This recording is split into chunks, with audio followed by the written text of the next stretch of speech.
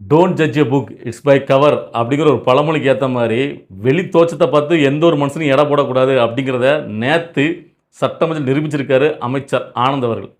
ஆமாங்க, ஒரு ½ an hour speech சும்மா கையை கட்டிக்கிட்டு ஒரு யதார்த்தமான ஒரு தமிழ் உரைநடையில் தெளிவாக சூப்பர் ஸ்பீச்சுங்க, அருமையாக இருந்துச்சு. நானே அந்த ஸ்பீச்சை அப்படி ஃபுல்லாக தேடி தேடி, ஏன்னா நான் ஃபஸ்ட்டு அதெல்லாம் பார்க்கல, லேட்டாக தான் அதோட கிளிப்பிங் பார்த்து அதுக்கப்புறம் தான் அவர் பேசுனதே எனக்கு தெரியும். ஃபுல்லாக உட்காந்து பார்க்குறேன், ரொம்ப அருமையாக பேசியிருக்கார் மனுஷன். இப்போ அந்த ஸ்பீச்சை பார்த்ததுக்கப்புறம் அவர் மேலே எல்லாருக்குமே ஒரு ஒரு கொஞ்சம் ஒரு மரியாதை கூடுதல் தான் வரும்.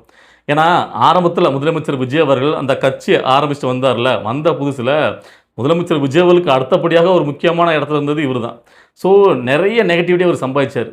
புஸ்ஸி என்னையா புஸ்ஸி நீங்கள் வந்து தமிழ்நாட்டில் உனக்கு என்னையா வேலை அப்படின்ட்டு, அதாவது ஒரு ரிப்போர்ட்டர்ஸாக அவருக்கு சரியாக பேச தெரியாது. கொஞ்சம் அது ஒரு படபடப்பில் எதுவும் நம்ம தப்பாக வாய் விட்டக்கூடாங்கிற ஒரு முன்னெச்சரிக்கையில் அவர் பேசியிருக்காரு. ஸோ அதனால் ஏகப்பட்ட ட்ரோல்கள் அவர் மேலே வந்துச்சு. நாம் கூட அதாவது ஒரு முதலமைச்சருக்கு அடுத்தபடியாக ஒரு பொதுச் செயலாளர் அப்படிங்கிற ஒரு பதவிக்கு இவர் வந்து சூட்டபுளாக இருப்பாரா அப்படிங்கிற ஒரு எண்ணத்தில் எனக்கு இருந்திருக்கு ஆரம்பத்தில். அதுக்கப்புறம் ஒவ்வொரு இடத்துலையும் அவர் எல்லாத்தையும் முறியடிச்சு வரும்போது ஒரு நம்மளுக்குள்ள ஒரு சின்ன ஒரு சரியான ஒரு ஆள் தானோ அப்படின்னு தோண ஆரம்பிச்சிது. ஏன்னா ஒவ்வொரு ஸ்டேஜ்லையும் அவர் வந்து ஒரு மாநாடே நடத்த முடியுமா இவங்களால், புசியானந்தை மட்டும் வச்சுக்கிட்டு இவர் என்ன மாநாடு நடத்திடுவார் அப்படின்லாம் கிண்டல் வந்துச்சு. ஸோ எல்லாத்தையும் கரெக்டாக முடிச்சுட்டே வந்தார் அந்த மனுஷன். அதுக்கப்புறம் தான் நம்மளுக்குள்ள பார்த்தீங்கன்னா ஆமல்ல அவர்கிட்ட ஏதோ கொஞ்சம் இருக்குது, சும்மா வந்து பார்த்தீங்கன்னா இவர் ஏன்னா எல்லா நெகட்டிவிட்டியும் வருது, ஆனால் எல்லாத்தையும் சக்ஸஸ்ஃபுல்லாக பண்ணிட்டே வராங்க. ஸோ எல்லா ஆர்கனைசேஸ் அந்த இது வந்து பார்த்தீங்கன்னா கரெக்டாக பண்ணுறாரு அப்படிங்கிற மாதிரி ஒன்றட்டும். அதுக்கப்புறம் பார்த்தீங்கன்னா ஆதவர்ஜுனா மற்ற எல்லோரும் உள்ளே வரும்போது, அப்போ ஆதவர்ஜுனா புசியானந்தவர்களை ஓவர்டேக் பண்ணி மேலே வந்துடுவாரோ, ஏன்னா இவர் வந்து பார்த்தீங்கன்னா இவருக்கு அவ்வளோ ஆதவர்ஜுனா செமையாக பேசுகிறாரு அப்படிங்கிற ஒன்றுலாம் இருந்துச்சு. ஸோ இப்போ எல்லாத்துக்கும் பதிலடி கொடுக்குற மாதிரி இப்போ வந்து பார்த்தீங்கன்னா சட்டமன்றத்தில் ரீசெண்டாக அன்னைக்கு ஒரு எப்போ எனக்கு ஒரு பதிலடியை நான் பார்த்தேன். அதாவது ஒன்றிய அரசு வந்துலாம் இங்கே ஒரு தீர்மானம் பண்ண முடியாது, இங்கே நாங்கள் வச்சா தான் சட்டம், எங்கள் முதலமைச்சர் என்ன சொல்கிறோம் அதான் நடக்கும் அப்படின்னு ஒரு போடு போட்டார்ல. அதில் தான் அவருடைய ஸ்பீச் நான் அரண்டு பார்த்தேன், சரி அடிக்காரப்பா அப்படின்ட்டு. அதுக்கப்புறம் இப்போ தொடர்ந்து இப்போ ஆதவர்ஜுனா ராஜ்மோகன் இவங்கெல்லாம் சிறப்பாக பேசுவாங்கன்னு நம்மளுக்கு தெரியும். ஆனால் அதை விடலாம் அமைச்சர் ஆனந்த் அவர்களே போதும், அவரே நின்று எல்லாத்துக்கும் சராமரியாக பள்ளி கொடுக்காரு. இறங்கிட்டார் மனுஷன், ஃபுல்லாக இறங்கி அடிக்கிறாரு, நல்லா இருந்துச்சு. அதுக்கு கூடுதலாக நேற்று அவர் ஸ்பீச்சு அந்த கொடுத்ததுன்னு பார்த்தீங்கன்னா, அவர் யார் அப்படிங்கிறத அவருடைய முக்கியத்துவம் என்ன அந்த கட்சியில், முதலமைச்சர் விஜய் அவர்கள் அவரை எப்படி வச்சிருக்காரு, இவர் எவ்வளோக்குள்ள முதலமைச்சருக்கு விசுவாசமாக இருக்கார், இங்கே எல்லாத்துக்கும் எப்படி அந்த பதவிகள் கிடைக்கப்பட்டது, யார் யாரால் நாங்கள் எப்படி தேர்ந்தெடுத்தோம் அப்படிங்கிறத அவர் ஒவ்வொரு இடத்துலையும் அவர் யதார்த்தமாக சொல்லும் போது பக்கா. அதாவது இவர் வந்து இவர்ட்டையும் பார்த்தீங்கன்னா பல திறமைகள் கொட்டி கிடக்கு அப்படிங்கிறத, ஏன்னா அது மட்டும் இல்லை கொஞ்சம் ஒரு மரியாதை கொடுக்குற மனுஷனாக இருக்கார் எல்லாத்துக்கும். ஸோ இங்கே வந்து ஒரு ஒரு இடத்துல நான் பார்த்தேன், அந்த இடத்துல குறிப்பிட்டாகணும். அதாவது எதிர்க்கட்சிக்காரங்களாம் இவர் பேச ஆரம்பிச்சோன்னா கத்துறாங்க. அப்போ இவர் சொல்கிறார், ஆனால் இருங்கண்ணா உங்கள் தலைவரை பற்றி இதுக்கு முன்னாடி எவ்வளோ நாள் எப்படிலாம் பொழுது பேசியிருப்பீங்க, எங்களுடைய தலைவரை பற்றி இப்போ தான் எங்களுக்கு நாங்கள் பேச டைம் கிடச்சிருக்கு, அதுவும் எங்கள் தலைவர் வந்து இப்போ இதெல்லாம் பேச விட மாட்டார். ஸோ அதை பற்றி நான் கொஞ்சம் சொல்லணும், நீங்கள் அமைதியாக இருங்க. அதாவது நீன்னாங்கிற சண்டைலாம் இந்த தேர்தல் டைமில் ஒரு 15 நாள் தான், அதுக்கப்புறம் நாம் வந்து பார்த்தீங்கன்னா இயல்புக்கு வந்துடுவோம். உங்களுக்கு ஏதாவது ஒன்றா சொல்லுங்கள், நாங்களே செஞ்சு கொடுப்போம். அதாவது உங்களுடைய தொகுதிக்கு ஒரு பிரச்சனை கூட எங்கள் முதலமைச்சர் உடனே நீங்கள் எங்களுக்கு திட்டுனீங்க, இவங்களாம் செய்யக்கூடாது அப்படிலாம் கிடையாது. ஸோ அதனால் நீங்கள் வந்து பார்த்தீங்கன்னா நீங்கள் ஏதோ ஆக்கப்பூர்வமான செய்தி சொன்னாலும் நாங்கள் அதை செயல்படுத்த ரெடியாக இருக்கோம், ஓகேவா, புரிஞ்சுக்கிடுங்க அப்படி சொன்னது உண்மையிலே எனக்கு வந்து பார்த்தீங்கன்னா ஒரு பக்குவப்பட்ட ஒரு மெச்சூரிட்டியான ஒரு பிரச்சனை எனக்கு தெரிஞ்சு. காலங்காலமாக அரசியலில் இருக்கவங்க கூட இவ்வளோ ஒரு மெச்சூரிட்டியாக பேசுவாங்கன்னு தெரில. ஆனால் அந்த மனுஷன் அவ்வளோக்குள்ளே எதார்த்தமாக பேசினார். அது மட்டும் இல்லாமல் அதை வந்து பார்த்தீங்கன்னா அந்த நிகழ்வை அவர் சொல்கிறது இருக்குல்ல, ரொம்ப அருமையாக இருந்துச்சு. ஆனால் என்ன, எனக்கு அந்த இடத்துல ஒரே ஒரு விஷயம் மட்டும், அதாவது நேற்று பேசினதில் அவர் வந்து ஒரு பாயிண்ட் பண்ணி சொன்னது மட்டும் அவர் சொல்லியிருக்க வேண்டாமான்னு தோணுச்சு. அதாவது ஏடிவிக்கை பார்த்து சர்க்கார் படத்தில் ஒரே ஒரு போஸ்டரை நீங்கள் இந்த கட் அவுட்டை கிழிச்சிருக்க கூடாது, அதை கிழிச்சதுனால தான் நீங்கள் இன்றைக்கி அங்கே உட்காந்துருக்கீங்க, இல்லைன்னா நீங்கள் தான் இந்த பக்கம் உட்காந்துருக்கணும் அப்படி சொன்னது வந்து பார்த்தீங்கன்னா, அதாவது முதலமைச்சர் விஜய் அவர்களுடைய ஒட்டுமொத்த அந்த அரசியல் பிரவேசத்தையும் பார்த்தீங்கன்னா ஒரு வெஞ்சன்ஸ் காண்டி ஒரு பழிவாங்க நோக்கத்தில் அவர் அரசியலுக்குள்ளே வந்த மாதிரி கொண்டு போய் சேர்த்துருது. அதாவது உண்மையிலே பார்த்தீங்கன்னா அதுக்கு முன்னாடியே சொன்னது கரெக்டு. உச்சத்தில் இருக்கும்போது நான் என் மக்களை எங்களை உச்சத்தில் வச்சுருக்காங்க, அந்த உச்சத்தில் இருக்கும்போது அவங்களுக்காக வந்து நான் வந்து ஏதாவது பண்ணணும், அதை விட்டுட்டு நான் வந்து ரிட்டையர்ட் ஆன காலத்தில் நான் வரக்கூடாது அப்படிங்கிறது தெளிவாக வந்தார் அப்படி சொன்னார். ஸோ அதோடய அப்படி கொண்டு போயிருக்கலாம். கடைசியில் வந்து பார்த்தீங்கன்னா இந்த பாயிண்ட்டை சொன்னது வந்து பார்த்தீங்கன்னா அது வந்துட்டு ஃபயர் விடுறதுக்கு நல்லா தான் இருக்குது. அவர் சொல்லும் போது அந்த டைலாகை பார்க்கும்போது அதை வச்சு பயங்கரமாக பார்த்தீங்களா அன்னைக்கு தொட்ட இன்றைக்கி என்ன ஆச்சு பார்த்தியா அப்படிங்கிற மாதிரி அது சொல்கிறதுக்கு நல்லா இருக்குது.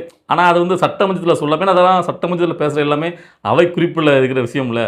ஸோ இது வந்து பார்த்தீங்கன்னா அப்போ அவருடைய படத்தை வந்து ஓடோடாமல் பண்ணதுக்காக தான் அவர் கட்சி ஆரம்பிச்சிட்டே வந்தார் அப்படிங்கிற மாதிரி கொண்டு போகிறது.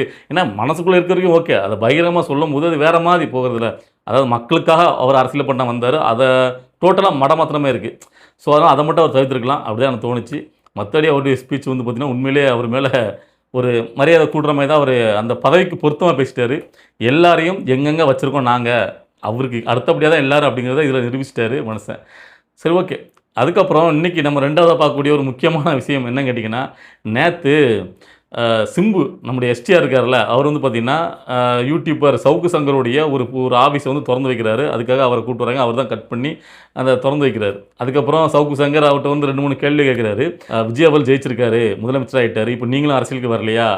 உங்களுக்கு தான் ஃபேன்ஸ் ஃபாலோயிங் இருக்குல்ல, அப்படின்னு கேட்கும்போது, ஆ இப்போ எனக்கு வர ஆசை கிடையாது. அதான் எங்க அண்ணன் நல்லா பண்ணிட்டுருக்காரு அப்படின்னு சொல்றாரு. ஓகேவா? அத நீங்க நோட் பண்ணணும். அதுக்கப்புறம் பார்த்தீங்கன்னா, அவர் இன்னொரு விஷயமும் சொன்னாரு சிம்பு. அதாவது இப்போ ஒரு ஃபேன்ஸ் ஃபாலோயிங் இருக்கு அப்படிங்கிறனால மட்டுமே எல்லாராலும் ஜெயிக்க முடியாது. என்ன பொறுத்தவரைக்கும் நான் வந்து விஜய் அண்ணாவ பார்க்குறது அவங்களுக்குள்ள ஃபேன்ஸ் ஃபாலோயிங் இருக்கு. அது வந்து ஒரு காரணம் தான் அவங்க ஜெயிக்கிறதுக்கு. ஆனா அது மட்டுமே காரணம் கிடையாது. அவங்க மேல மக்கள் வச்ச நம்பிக்கை. அந்த நம்பிக்கை மக்களுக்கு வரணும். வந்தா தான் ஜெயிக்க முடியும் அப்படின்னு ஒரு கோடு போட்டிருப்பாரு. அது 100% உண்மை. சிம்பு அந்த இடத்துல கரெக்ட்டா போட்டிருப்பாரு. அந்த நம்பிக்கை மக்களுக்கு அந்த நம்பிக்கை வந்தனால தான் முதலமைச்சரா விஜய் அவர்கள் ஜெயிச்சாரு. இல்லன்னா ஜெயிச்சிருக்க முடியாது. ஏன்னா ஃபேன்ஸ் ஃபாலோயிங் வெறும் ஃபேன்ஸ் ஃபாலோயிங் மட்டும் இருந்தா மட்டும் ஜெயிக்க முடியாது. இத வந்து எல்லாரும் புரிஞ்சுக்கணும். எல்லாருங்கும்போது இப்போ புதுசு புதுசா வர நினைக்காங்கல்ல, அவங்க எல்லாரும் புரிஞ்சுக்கணும். ஸோ இவங்க எல்லாத்துக்கும் சேர்த்து தான் அந்த பல்டி குடுத்துருக்காரு. அதாவது இதுக்கு முன்னாடி வந்து எத்தனையோ சினிமாவிலேருந்து வந்து யாருமே ஜெயிக்க முடியல. விஜய் அவர்கள் ஜெயிச்சாருன்னா அவர் மேல அந்த மக்கள் வச்ச நம்பிக்கை. அதுக்கப்புறம் என்ன சொல்றாரு, "ஏன் நீங்க வரக்கூடாதுங்கிறதுக்கு, அதான் எங்க அண்ணன் நல்லா தான் பண்ணிட்டு இருக்காரு. இப்போ நான் எதுக்கு வரணும்?" அப்படிங்கிற மாரி சொல்லிட்டாரு. அப்போ இல்ல உங்க அண்ணனுக்கு சப்போர்ட் பண்ற மாரியே நீங்க வரணும்ல அப்படின்னு கேட்டதுக்கு, "அது காலம் பார்க்கலாம், பதில் சொல்லுவோம்" அப்படின்னு சொல்லிட்டு, அதாவது இன்னும் டைம் இருக்குல்ல பார்த்துக்கலாம் அப்படிங்கிறத அவர் சொல்றாரு. வரமாட்டேன்னு சொல்லல, நான் உடனே வருவேன்னு சொல்லல.